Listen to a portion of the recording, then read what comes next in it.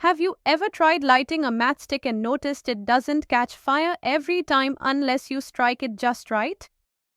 That's a real-life example of the collision theory in action.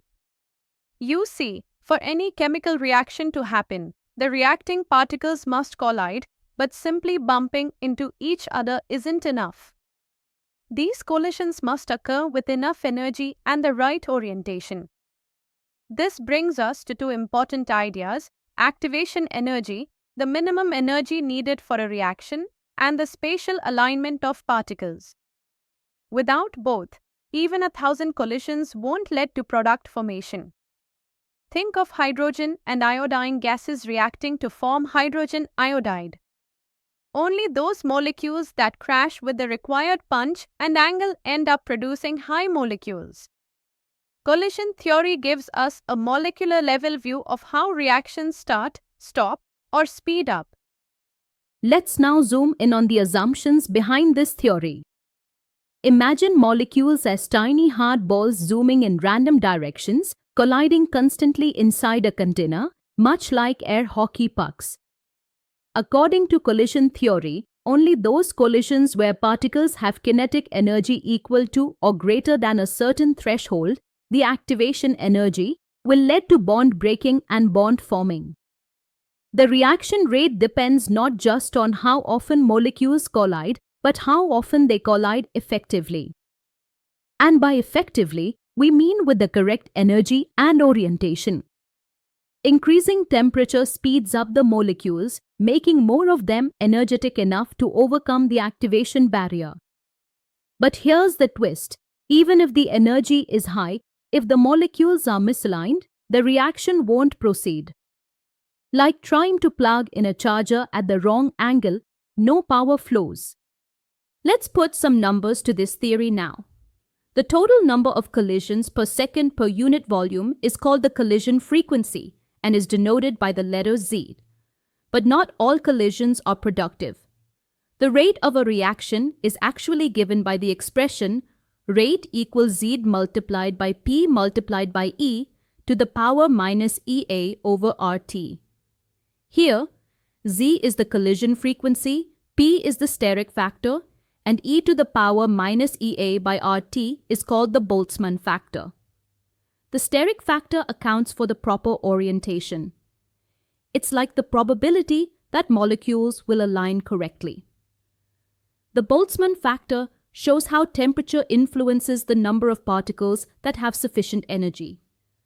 This whole expression beautifully aligns with the Arrhenius equation and helps us explain why reactions speed up at higher temperatures.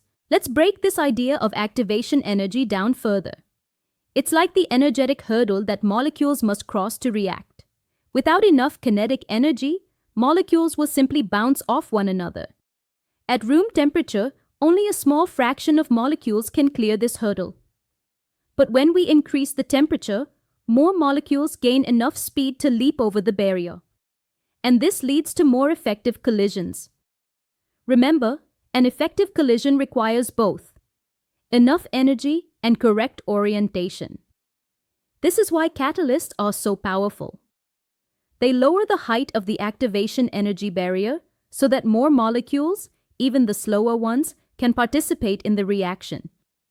It's like lowering the height of a hurdle so more runners can cross. Now take a look at the energy profile diagram on your screen. You'll see a curved pathway that shows how energy changes during the course of a reaction. The peak of the curve represents the transition state or the activated complex.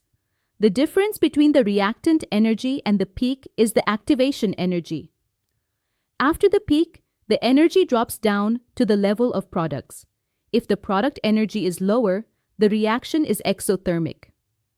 Also, see the molecular diagram next to the graph? It shows why proper orientation is critical. Molecules must collide head-on or at specific angles for bonds to break and form. Imagine trying to push open a door with your shoulder. If you don't align yourself properly, it won't budge. That's how molecules behave too. Let's take collision theory beyond the classroom. Inside a car engine, fuel burns efficiently because temperature and pressure are finely tuned to maximize the number of effective collisions between fuel and oxygen. In industries like fertilizer production, processes such as the Haber process are optimized based on collision theory to maximize ammonia yield.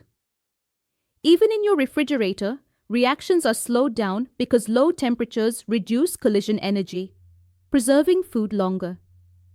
In living organisms, enzymes act as biological catalysts, lowering activation energy and ensuring that crucial biochemical reactions happen rapidly and specifically. Whether it's food preservation or rocket propulsion, the molecular dance of collisions drives it all. Let's quickly recap what we've explored today.